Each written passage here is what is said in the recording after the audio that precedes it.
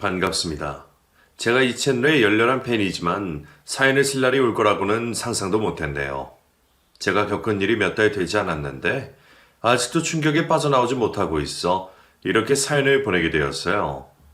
많은 분들이 제 마음을 보듬어 주시고 위로해 주시길 바라는 마음으로 써볼 테니 반전이 있는 엔딩까지 모두 들어주시길 부탁드립니다.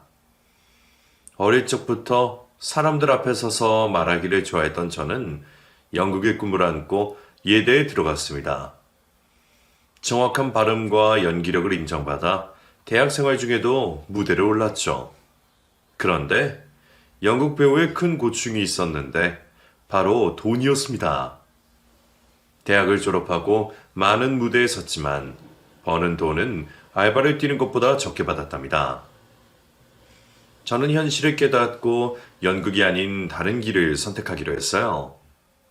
제 특기를 살려서 할 수 있는 일을 생각하다가 성우라는 걸 도전하기로 하고 시험을 보게 되었는데 운이 좋았는지 한 번에 합격했답니다. 그래서 목소리로나마 연기를 펼치며 재미있게 일했어요. 어린이 만화 더빙과 다큐멘터리 나레이션, 그리고 광고 음성까지 일이 밀물처럼 몰려들어와서 수년간 바쁜 나날을 보냈답니다.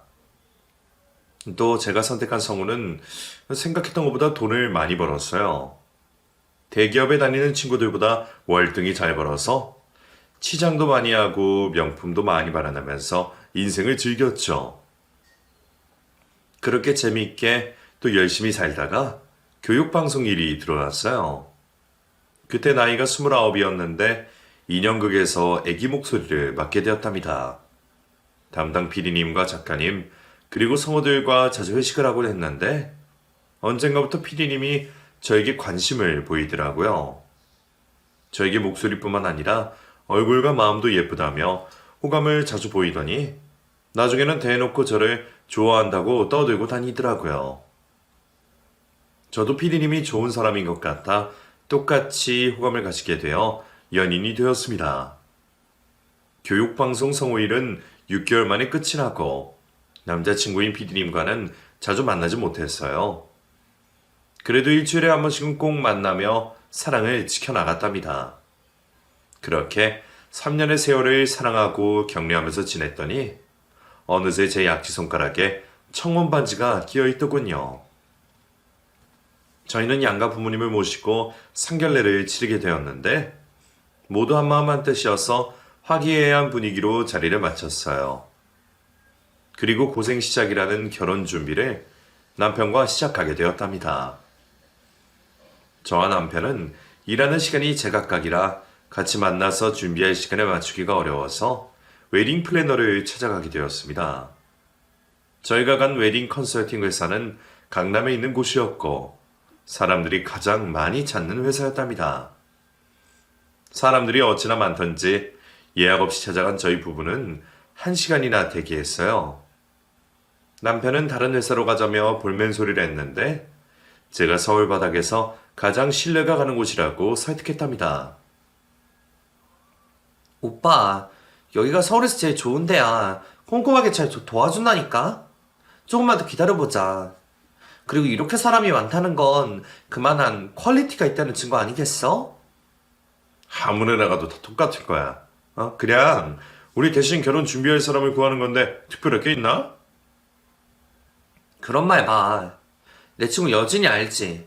걔가 어디 이름 없는 데서 웨딩 플래너랑 계약해서 준비했는데 뭐 하나 제대로 한 게 없었대. 드레스도 여진이가 마음에 든다고 한 걸 다른 고객한테 빼앗겨서 다른 거 입었다잖아. 그뿐만 아니라 다른 것도 대충 알아봐 주더래. 그래서 여진이랑 남편 되는 사람이 결혼 준비하면서 평생 싸울 싸움을 다 싸웠다고. 우리는 다투지 않고 제대로 된 플래너에게 맡기잔 말이야. 알겠어? 그래 알았다. 저기 상담 끝난 사람 나오네. 우리 차례니까 얼른 들어가자. 그래서 저희는 상담실로 들어가 웨딩 플래너의 인사를 받고 자리에 앉았습니다. 팜플렛에 쓰인 비용과 사진들을 먼저 보았는데 플래너가 제 이름을 반갑게 불렀답니다. 소진아, 너 소진이 맞지? 인성여고 소유수진. 맞는데? 누구더라? 저를 알아본 웨딩 플래너의 얼굴을 빤히 봤는데 전혀 알아보지 못하겠더라고요. 제 동창 중에는 플래너처럼 예쁜 친구가 없었거든요. 제가 고개를 연신 갸웃거리며 모르겠다고 했더니 그녀가 자기 이름을 말했습니다. 나야, 나 박선주. 너랑 3년 내내 같은 반이었던 저 여친 박선주라고. 웨딩 플래너의 입에서 나온 이름은 분명 친한 친구임을 알겠는데 제 앞에 있는 얼굴은 박선주라는 등장의 얼굴이 아니었습니다. 그래서 전 뜨악하는 표정을 지으며 말했어요. 선주? 정말 내 친구 박선주가 맞아? 얼굴이 전혀 달라서 못 알아봤어. 미안. 네가 많이 예뻐졌단 소리야. 괜찮아. 내 과거 얼굴을 아는 사람들은 다들 그렇게 말하니까. 소진이 너도 기억할 거야. 내가 외모 콤플렉스가 심했다는 걸. 그래서 돈 벌어서 바로 튜닝 좀 했지. 어때? 나 많이 괜찮아졌니? 괜찮은 정도가 아니라 연예인급이야. 이대로 영화에 출연해도 되겠다고. 고마워. 예쁘다는 칭찬은 언제나 기분 좋더라. 그런데 우리 거의 10년 만이지? 아니면 더 됐나? 고등학교 졸업하고 줄곧 못 봤으니까 12년 만이지. 너랑 나랑 진짜 친했는데 왜 연락이 끊겼지? 아, 맞다. 네 전화번호가 바뀌어서 연락이 끊겼었다. 이 기집애야, 내가 널 찾으려고 동창들한테 얼마나 많이 물어보 다닌 줄 아니? 그랬구나. 대학 들어가면서 집 이사하면서 다 바꾸려고 했거든. 나중에 때가 되면 연락하려고 했는데 타이밍을 놓쳤어. 어쨌든 다시 만나서 너무 반갑다, 친구야. 나도 너무 반가워. 나중에 술이나 한잔하자. 그래, 꼭 그러자. 아차, 나 지금 일하는 중이었지. 소진이 널 보고 너무 반가워서 뭐 하는지도 까먹고 있었네. 소진이 너 결혼하는구나? 옆에 계신 분이 남편 되실 분? 그제야 저는 안부 인사를 마치고 제 예비 남편을 소개해줬습니다. 나 결혼해. 나랑 결혼해, 우리 오빠. 인사해, 오빠. 남편은 수줍게 눈인사를 하고 엷은 미소를 지었습니다. 그러자 선주가 눈웃음을 지으며 형부라고 불러도 되죠? 저 소진이 학창시절 단짝이었던 박선주라고 해요. 결혼 축하드려요, 형부. 라며 상냥하게 인사를 하더군요. 제 남편은 꼴의 남자라고 저보다 예쁜 여자를 봐서 그런지 얼굴이 새빨개졌답니다. 오빠 뭐야? 내 친구한테 반항이라도 한 거야? 왜 얼굴이 빨개지고 난리지? 아니야. 여기가 더워서 그런 것 같아. 아무튼 선주씨 반가워요. 그럼 일 얘기하도록 하죠. 맞다, 선주야. 우리가 서로 바빠서 결혼 준비하는데 한계가 보이더라고. 앞으로 2달 안에 준비를 해야 하는데 많이 빠듯할까? 실력 있는 플래너 붙여주라. 그러자 선주가 싱긋 웃으며 대답했어요. 소진아, 친구 결혼했는데 내가 해줘야지. 너는 나만 믿고 따라오면 돼. 내가 하나부터 열까지 다 챙겨줄 테니까. 정말? 너 스케줄 괜찮은 거야? 물론 바쁘지. 그런데 내 절친이 소진이 네 결혼인데 가만히 있을 수가 있나? 스케줄을 조절하면 되니까 걱정하지 마. 그래만 준다면 나야 좋지. 믿을 만한 사람인데 일을 맡기는 거니까. 그럼 잘 부탁할게, 선주야. 저희는 친구 선주를 믿고 계약서를 썼고 카드로 한 번에 결제까지 했답니다. 그런데 선주가 알고 있는 신혼부부가 워낙 많아서 시간 맞추는데 조금 애를 먹었어요. 드레스샵을 가는데 사흘이나 지나고 찾아갔답니다. 먼저 남편이 여러 턱시도를 피팅했는데 선주가 매번 리액션을 크게 해주더라고요. 어머, 형부. 옷태가 좋으니까 뭐든 잘 어울려요. 어통우리 모두 다 성공이라고요? 정말요? 그럼 그 중에 어떤 게 제일 나은가요? 저는 2번째 입었던 턱시도요. 그게 오빠, 아니, 형부 어깨 라인하고 제일 잘 맞는 것 같아요. 어머, 저 태평양 같은 어깨 좀 봐. 너무 멋지다.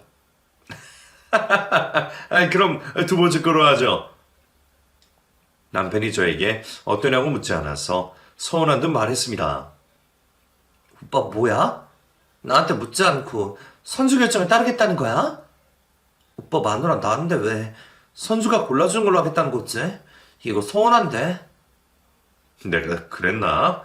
그럼 소진이 네가 골라준 거 입을게. 뭐가 제일 괜찮았어? 나는 지금 입고 있는 게 제일 마음에 들어. 이걸로 해. 제 말이 끝나기 무섭게 선주가 고개를 가로저으며 너! 형부가 지금 입고 있는 건 광택이 너무 심해. 형부 얼굴이 하얘서 어울리지 않는다고. 수진아, 난 천상 이상의 부부의 드레스와 턱시도를 입혀봤어. 내 눈이 객관적이니까 내 말대로 하는 게 좋을 거야. 괜히 나중에 내 말을 듣지 않았다고 후회하지 말라고. 라고 말하더군요. 선주가 선을 넘는 게 아닌가 하고 속 좁은 생각을 하긴 했지만 프로 웨딩 플래너가 하는 말이니 새겨 듣기로 하고 두 번째 입은 턱시도로 결론을 내렸어요. 알았어. 선주 너희 눈썰미 믿을게. 두 번째 거로 하자. 기집애. 잘 선택했어. 그럼 다음으로 웨딩드레스 피팅을 해보자. 네가 여쭈가 디자인의 드레스를 여러 번을 준비해놨으니까 다 입어보자. 그래서 저는 커튼이 젖은 피팅룸 안에 들어가 몸에 꼭 맞는 하얀 드레스를 처음 입었습니다. 이윽고 커튼이 열리자 남편이 감탄사를 자아내며 박수를 보냈어요. 브라보! 자기야! 진짜 예쁘다. 하늘에서 내려온 선녀 같아. 내가 이렇게 아름다운 신부와 결혼을 하다니 믿기지가 않아. 정말? 그렇게 예뻐? 오, 진짜 예뻐. 다른 건 입어볼 필요도 없겠는데? 저와 남편이 웃음을 터뜨리며 좋아하고 있는데 선주가 고개를 갸웃거리며 말했습니다. 형부, 소진아. 내 생각은 달라. 이 드레스는 소진이 너희 통짜어리를 감춰주지 못하고 있잖아. 1.5매가 다 들어와서 별로라고. 다른 거 입어보고 선택해도 늦지 않으니까 다음 거 입어보자. 뭐? 통짜어리라고? 나 살면서 그런 말 처음 들어보는데. 선주야, 내 허리가 진짜 일자허리야? 네가 상처받을 수도 있겠지만 솔직히 말해 너 잘 어울리는 드레스를 고를 수 있어. 그러니까 기분 나빠하지 마. 객관적인 사실을 말한 거니까. 아까도 말했듯이 내가 1000명 이상의 신부들이 피팅 시켜봐서 누구보다 드레스를 잘 골라. 다음 거 입어보자. 알겠어. 다음 거 입어볼게. 통짜어리가 머릿속에 남아 다음 드레스를 입는데 기분이 좋지 않더라고요. 그래도 애써 참으며 갈아입었습니다. 다시 커튼이 젖혀지자 남편은 또다시 감탄했답니다. 너무 아름다워 눈이 부신다며 입에 기에 걸렸다고요. 그런데 선주는 또다시 검지손가락을 저으며 말했어요. 너! 이것도 아니야. 소진이 옆구리살이 처지는 게 너무 티난다. 예. 너 숨겨진 살이 장난 아니다. 다음 거 입어보자. 뭐? 옆구리살? 선주야, 나 마른 체형이야. 옆구리살이 처져 보인다는 소린 생전 처음 들어본다고. 누가 옆구리살을 꼭 집어서 말하겠어. 다들 속으로만 생각하고 만 거야. 아까도 말했지만 내가 하는 말이 기분 나쁘게 듣지 마. 어디까지나 객관적으로 보고 평가하는 거니까. 옆구리살 많이 처진 거 맞으니까 다음 거 입어보자. 저는 인상을 구기고 다시 다음 드레스를 입었습니다.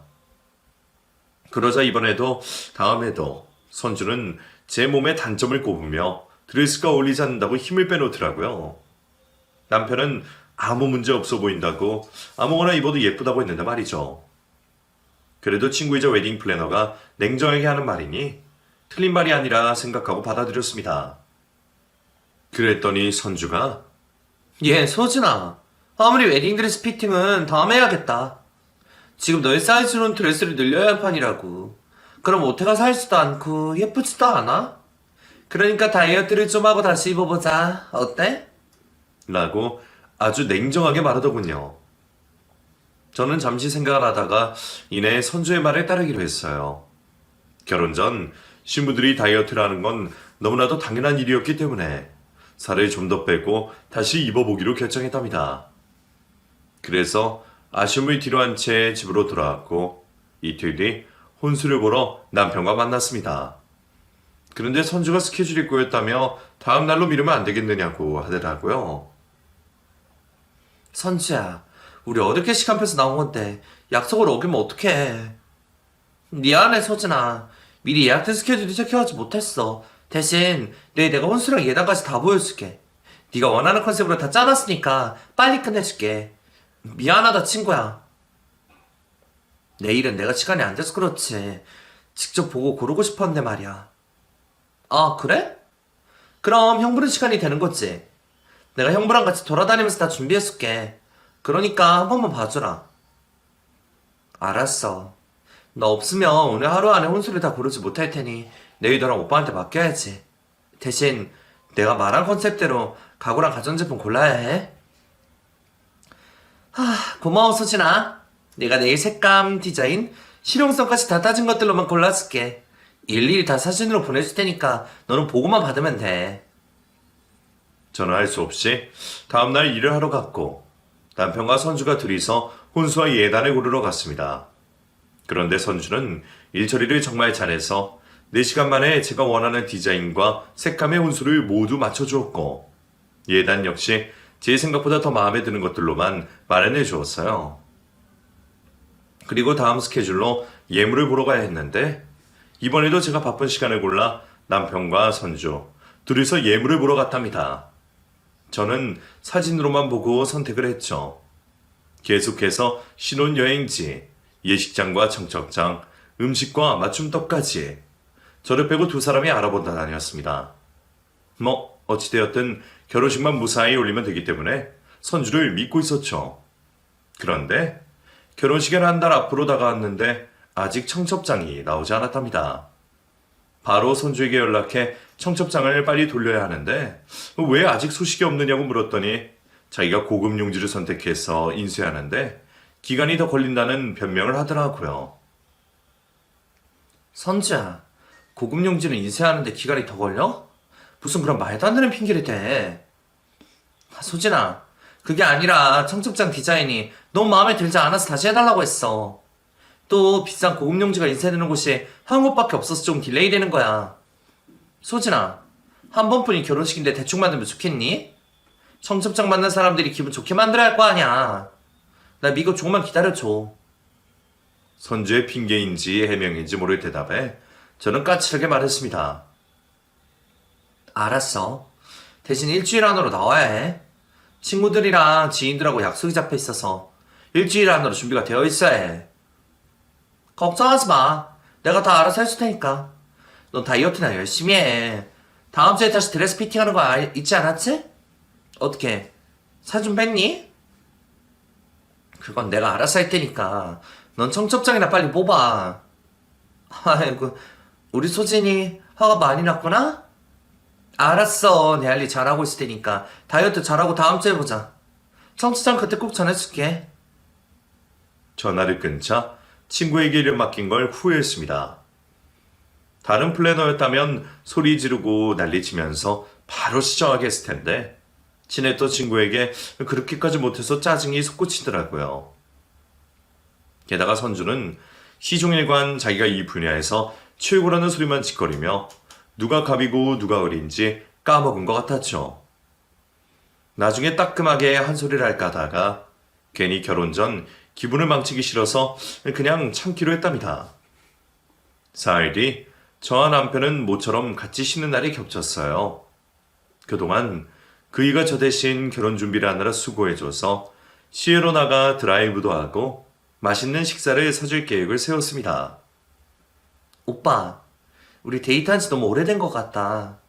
오늘 우리 둘 다 쉬는 날이니까 모처럼 드라이브 나가서 노는 게 어때? 오늘? 어떡하지? 나 갑자기 스케줄이 생겨서 방송국에 가야 할 것 같아. 추가 촬영할 게 생겨서 시간을 빼지 못하겠는데. 아, 그래? 그런 말 할 수 없지. 뭐, 일 잘하고 와. 자기도 푹 쉬어. 저는 아쉬움을 남긴 채 혼자 집에서 빈둥거리고 있는데 문득 남편에게 서프라이즈 선물을 해주고 싶었답니다. 마음먹은 김에 바로 일어나서 남편에게 가져다 줄 도시락을 정성껏 준비했어요. 별건 아니지만 김밥과 유부초밥, 불고기를 잔뜩 준비해서 예쁘게 포장했답니다. 양손 가득 바리바리 싸들고 남편이 일하는 방송국으로 찾아가 녹화하는 스튜디오를 찾아갔는데 그곳엔 남편이 없더군요. 그래서 스텝으로 보이는 사람을 붙잡고 물었습니다. 저기, 오늘 박 PD님 녹화 어디서 하나요? 어린이 인형극 하는 프로그램인데. 그 박PD님이요? 어제 휴가 가셨는데? 오늘까지 휴가 가신다고 했어요. 네? 휴가를 갔다고요? 제가 말한 사람이 박진석 PD인데 맞나요? 네, 맞아요. 내일이나 오실 거니까 그때 찾아오세요. 남편이 저에게 거짓말했다는 사실에 화가 나서 전화를 걸었더니 받질 않더군요. 어디서 뭘 하길래 벌써부터 거짓말을 하는 건지 속이 뒤집혔답니다. 집으로 돌아와 계속 연락해봤지만 연결이 되지 않다가 늦은 밤에서야 전화가 걸려왔어요. 소진아, 미안해. 바빠서 전화를 못 받다. 지금 집이야?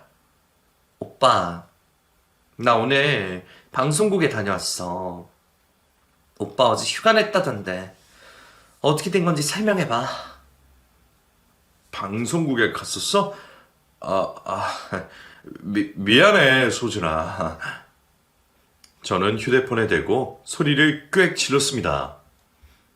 어디에 다녀왔냐고. 벌써 바람이라도 난 거야? 아니야, 그게 아니라 친구들이 총각 파티 해준다고 해서 늦게까지 술 마셨어. 그런데 자기가 생각하는 이상한 일은 하나도 없었어. 뭐? 총각 파티? 결혼 전에 할 건 다 하려나 보네. 그래서 재미 좋았어? 아가씨들 끼고 술 마셨지? 아니야, 내가 널 두고 다른 여자랑 왜 술을 마시겠어? 친구들이 하도 한턱 내라고 쏘아붙여서 총각 파티라고 이름만 붙이고 친구네 집에 모여서 술 마셨어. 자기를 속인 건 정말 미안하게 생각해. 남편이 연신 사과를 하자 저는 억지로 참으며 말했습니다. 결혼이 얼마 남지 않아서 봐주는 거야. 다음에 또 거짓말하고 딴짓하면 가만 안 둬. 알겠어. 다신 거짓말하지 않을게. 끊어. 내일 모레 드레스 보러 갈 때 데리러 와. 모레 보자, 자기야. 사랑해. 그렇게 남편의 거짓말을 듣고 제 속은 더 부글부글 끓더군요. 선주 때문에 기분 나쁜 게 동시에 떠올라서 온몸이 뜨겁게 달아올랐답니다. 저는 겨우 참아가며 결혼한 친구들에게 전화를 돌리며 남자들은 원래 총각 파티라는 거냐 물었더니 한 번쯤은 봐줄 필요가 있다고 하더라고요. 그리고 선주 이야기를 꺼냈더니 웨딩 플래너가 무슨 짓을 해도 신부가 예민한 시기라 곱게 보이지 않는 거라며 저에게 화를 가라앉히라고 조언을 주었답니다. 결국은 저만 참으면 모두 잘 넘어갈 일이라는 걸 깨달아 모든 걸 제 탓으로 생각하고 답답한 마음을 부여잡고 바람을 쐬었습니다. 그리고 이틀 동안 굶어서 억지로 다이어트를 하고 드레스를 보러 가는 날이 다가왔어요. 남편에게 데리러 오라 했더니 방송국에서 바로 가야 할 것 같다며 드레스샵으로 바로 오라고 하더군요.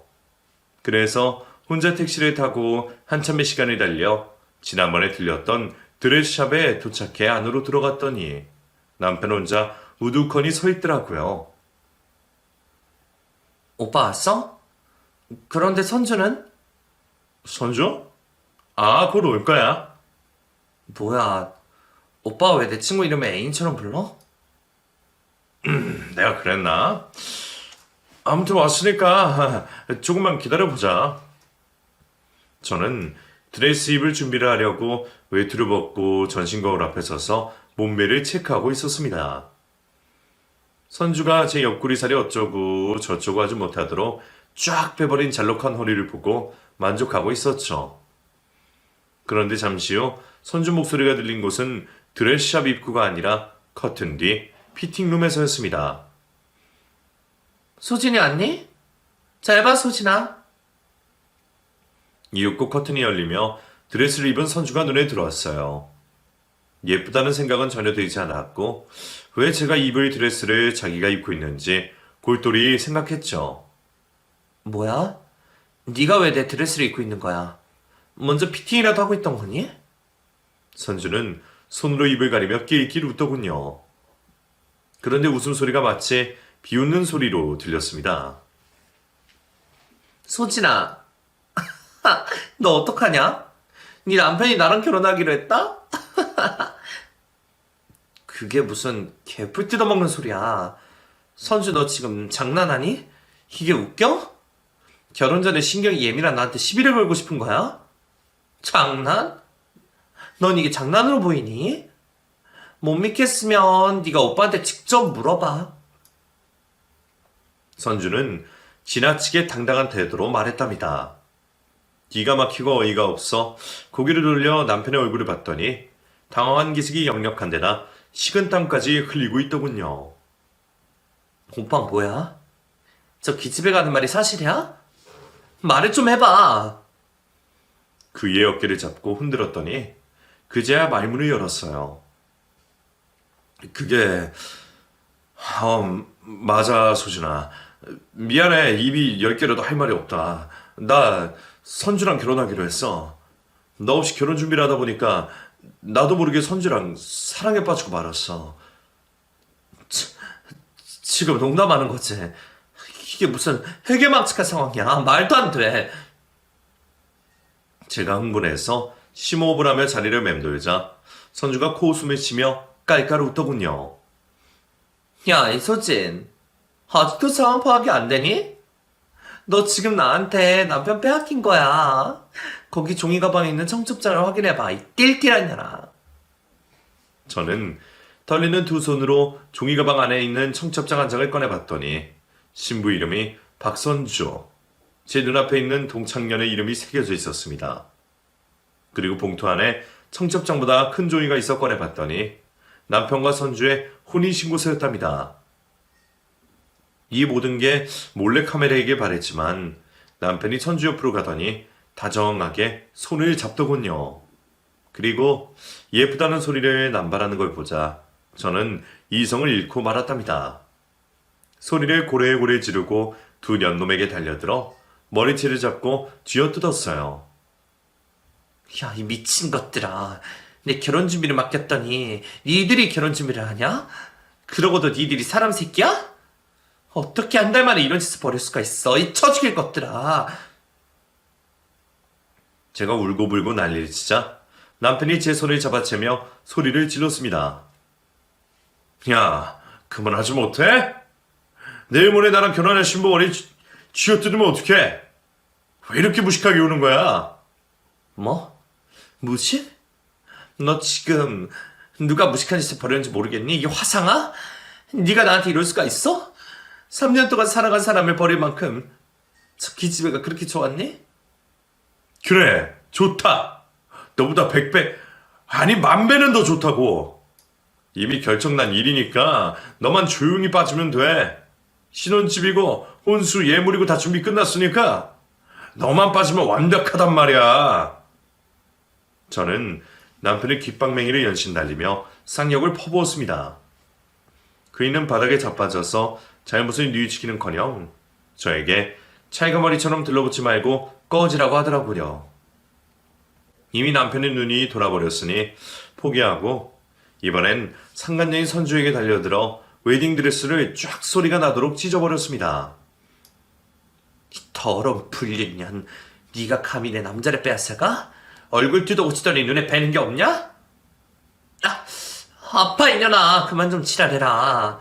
그리고 네가 기억 못하는 게 있나 본데 내가 돌려줄게. 내가 고등학교 때 3년 동안 짝사랑한 남자애를 네가 사귄 거 모르지? 박윤수. 내가 목숨만큼 좋아하던 애를 네가 가로채 갔다고. 박윤수? 그럼 내가 걔랑 사귀었다고 지금 복수하는 거니? 야, 난 네가 박윤수를 좋아하는지도 몰랐어. 알아? 나 혼자만 좋아하고 아무에게도 말하지 않았으니까. 그래도 가장 친한 친구가 내 남자를 사귀는 걸 보니까 미치겠더라. 내가 왜 너랑 연락을 끊었냐고 물어줬지. 바로 박윤수를 가르쳐간 니년 면상을 보면 돌아버릴 것 같아서 연락을 끊은 거야. 내가 얼굴이 뜯어고친 이유도 바로 너였다고. 말도 안 되는 이유 붙이면서 네가 잘한 거라 합리화하지 마. 복수 따위로 이딴 짓거리 벌인 걸 저 인간도 알았으니 곧 둘 사이도 끝날 거야. 아니, 그렇지 않아. 물론 처음엔 복수를 시작했는데 네 남편 보면 볼수록 탐나더라. 완전한 내 남자로 만들고 싶을 만큼 사랑하게 됐어? 그러니까 청첩장에 내 이름을 찍었지, 멍청한 년아. 나쁜 년. 난 널 좋은 친구라고 생각했는데 가만두지 않을 거야. 너랑 저 인간 결혼해서 잘 먹고 살게 되지 않을 거라고. 마음대로 해. 이미 게임 끝났으니까. 우리는 벌써 상견례도 끝냈어. 오빠 어머니가 날 보고 엄청 마음에 들어 하시더라? 너 대신 내가 며느리 된다는 것에 크게 흡족해 하셨다고. 뭐? 어머님까지? 진짜 가관이구나. 완전 쓰레기 집합소가 따로 없어. 내가 다 부셔버릴 테니까 딱 기다려. 제가 경고를 하는 사이에 남편이 선주 앞에 서서 저를 방어하려고 하더군요. 그의 마지막 행동까지 보고 나니 고운정, 미운정까지 다 떨어졌답니다. 저는 눈물을 급하게 닦고 드레스샵을 나와 가장 먼저 친정 부모님을 찾아가 이 사실을 전했어요. 여러 곳에 결혼 소식을 전하고 있으셨기 때문에 한시라도 빨리 파혼한 사실을 알려야 했으니까요. 부모님은 기가 막히고 황당하다면서 시어머니한테 전화를 걸었는데 선주가 말했던 것처럼 이미 다른 며느리를 들이게 되었다며 당당하게 말했답니다. 이렇게 더럽고 추악한 꼴을 당한 저는 두 년놈들에게 제대로 된 복수를 해주기 위해 친구란 친구는 죄다 불러 모았습니다. 거기엔 덩치가 큰 남자인 친구들도 있었고 선주를 아는 고등학교 친구들도 모였죠. 다들 모이자 제가 당한 수모를 고백했더니 예상한 대로 경악하고 수스라치게 놀라더라고요. 어떻게 복수를 해줘야 할지 친구들에게 물었는데 한 친구가 손을 들더니 완벽하게 결혼을 망하게 할 방법이 있다면서 대표로 말하더군요. 그 친구의 계획을 듣자 모든 친구들이 동의를 하며 저를 도와주겠다고 했습니다. 그리고 그런 놈과 결혼 전에 헤어져서 다행이라는 위로를 받으며 술잔을 기울였답니다. 그렇게 시간이 흐르는 동안 친구들이 저 대신 복수의 준비를 해주었고 저는 결혼식 당일에 못만 나가게 되었어요. 친구들이 결정한 복수의 방법은 결혼식장 앞에 남편과 선주의 사진이 붙어 있고 불륜 커플의 결혼식이라는 문구를 새긴 현수막을 걸었답니다. 그리고 결혼식에 들어오는 하객들에게 일일이 상황을 전달하며 전단지를 돌렸어요. 전단지 안에는 저와 결혼 준비하던 과정에서 웨딩 플래너와 바람난 두 년놈의 이야기와 사진이 들어있었죠. 그걸 받은 하객들이 주춤하자 덩치 큰 남자친구들이 돌아가는 게 좋을 거라고 경고하자 하나같이 발길을 돌리고 말았습니다. 잠시 후 남편과 선주의 직장 동료들이 왔는데 전단지를 봤더니 크게 놀랐더군요. 피해자인 제가 진실을 밝혔더니 남편의 교육방송국장은 그 일을 징계 처분하겠다고 말했답니다. 교육방송하는 사람이 도덕적으로 문란을 일으켰으니 가만둘 수 없다며 화를 내면서 말이죠. 또 선주가 다니는 웨딩 컨설팅 회사 대표가 저를 보더니 90도 고개를 숙여 사과를 하더군요. 죄송합니다, 신부님. 저희 직원이 씻을 수 없는 상처를 드린 점 진심으로 사과드립니다. 피해 보상은 추후 배상하도록 하겠습니다. 제 피해 보상보다 박선주 직원을 매장시켜주세요. 다시는 웨딩 플래너 같은 일을 못하도록 밟아달라고요. 네, 신부님. 이 바닥에서 발붙이지 못하도록 최선을 다하겠습니다. 업계 사람들에게 블랙리스트로 뿌리겠습니다. 불륜 커플들의 회사 상사들이 일자리를 빼앗겠다는 말이 듣자 화가 조금 가라앉더군요. 그렇게 1시간 내내 서서 하객들을 돌려보냈더니 이를 이상하게 생각한 남편과 선주 그리고 양가 부모가 달려나오더라고요. 다들 한껏 차려입은 채로 말이죠. 선주는 드레스를 질질 끌며 입구로 나왔습니다. 야, 이소진. 너 이게 뭐 하는 거야? 네가 한다는 복수가 이거냐? 현수막 걸고 하객들을 돌려보내는 거 진짜 치졸하다, 치졸해. 치졸? 넌 치졸이 뭔지 모르니? 네가 나한테 한 짓을 치졸이라고 하는 거야, 이 망하려나. 제가 욕을 내뱉자 남편과 시어머니가 저에게 달려들더군요. 소진이 너 우리 결혼식 망치려고 작정을 했구나. 이런다고 우리가 결혼을 못할 것 같아? 결혼을 하든지 말든지 마음대로 해. 나는 네가 다른 사람에게 축하받는 꼴은 못 보겠으니까 계속 자리를 지키고 있을 거야. 지금이라도 그만두지. 경찰 불러서 아장내기 전에 꺼지는 게 좋을 거라고. 신고해. 우린 시위하는 거니까 별다른 제재를 받지 않을걸? 아니, 처벌을 받는다고 해도 절대 멈추지 않을 거야. 제가 용기 있게 말했더니 시어머니가 제 얼굴에 손을 대려고 했는데 덩치 큰 친구들이 이를 막아주었습니다. 그랬더니 결혼을 준비하던 사람들은 다시 예식장으로 들어가더군요. 하객 없이 자기들끼리 결혼식을 올리겠다면서 말이죠. 그러자 제 친구들이 복수 2막을 올리자며 예식장 안으로 들어갔습니다. 관계자들이 못 들어오게 말렸지만 제 친구들이 힘으로 뚫고 들어가 남편의 결혼식장에 들어갔어요. 그리고 큰 가방에 싸온 주먹밥을 하나씩 잡고 신랑 신부에게 던졌습니다. 두 년놈은 턱시도와 드레스에 밥풀과 온갖 양념을 묻혀가며 맞다가 욕을 퍼붓더라고요. 이서진, 네 남편은 내 거야. 네가 아무리 난리 쳐도 내 남자라고. 그래, 너 가져. 그런데 곱게는 못 주지. 날벼락이나 실컷 맞고 둘 다 꺼져버려. 이윽고 주먹밥을 실컷 맞은 선주가 바닥에 주저앉아 울음을 터뜨렸고 남편은 얼굴에 주먹밥을 맞고 기절했답니다. 양가 부모는 제 친구들을 말릴 용기가 없어서 얼굴을 가리고 바깥으로 도망을 나가더라고요. 결국 저와 친구들이 결혼식을 제대로 망치는데 성공했답니다. 나중에 경찰에 와서 저희를 말리고 조서를 꾸미겠다며 경찰서로 끌고 갔어요. 거기서 일이 어떻게 된 건지 하나부터 열까지 낱낱이 밝혔다니 경찰들이 제 마음을 이해해 주더라고요.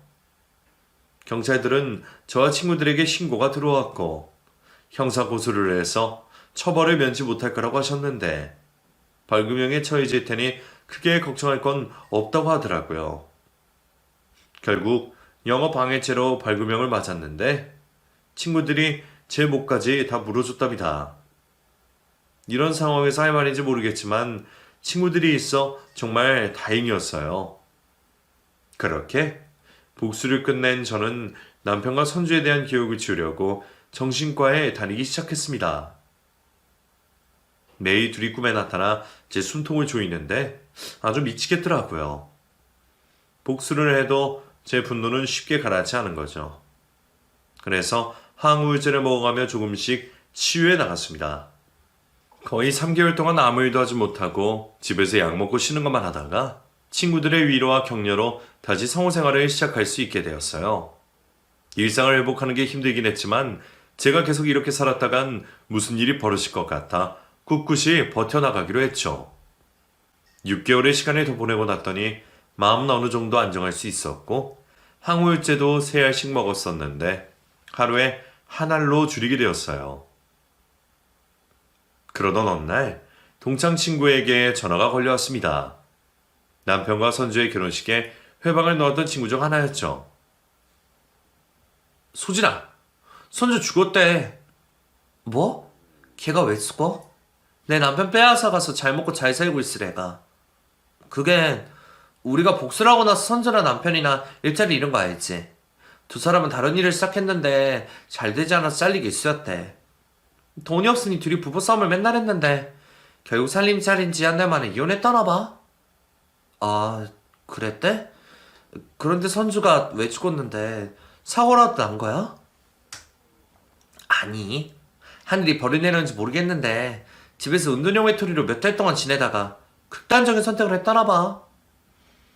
선주와 남편이 파경을 맞고 죽음을 맞았다는 말을 들었는데 아무런 느낌이 들지 않았어요.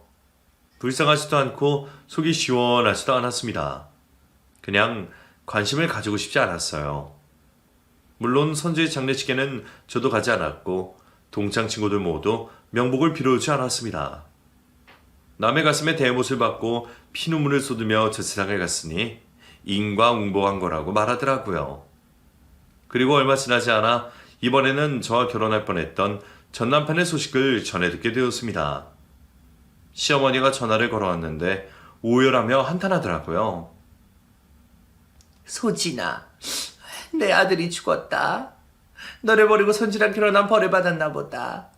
손주랑 오래가지 못하고 이혼하면서 위자료 탈탈 털어주고 빈털터리가 되었어. 진석이나 방송에 잘린 뒤 일할 곳이 구하지 못해서 알바로 일저 일하면서 입에 풀칠하면서 지내다가 술에 의존하며 살게 되었어. 그런데 이 녀석이 이틀 전 공원에서 술 먹고 잠이 들었는데 그대로 객사하고 말았다. 나 이제 어떡하면 좋으냐 소진아? 이래서 진석이를 용서하고 명복을 빌어주면 안 되겠냐? 제가 거길 왜 가요? 어머님 아들이 죽든 살든 저와는 상관없는 일입니다. 그러게 천벌받은 짓을 왜 했답니까? 여하튼 어머님 아들이 하나도 가엾지도 불쌍하지도 않아요. 그러니까 다시는 연락하지 마세요. 소진아, 소진아. 시어머니의 애절한 목소리가 들렸지만 과감하게 끊어버렸습니다. 그렇게 저희 복수는 바람난 두 년놈의 죽음으로 끝을 맺게 되었답니다.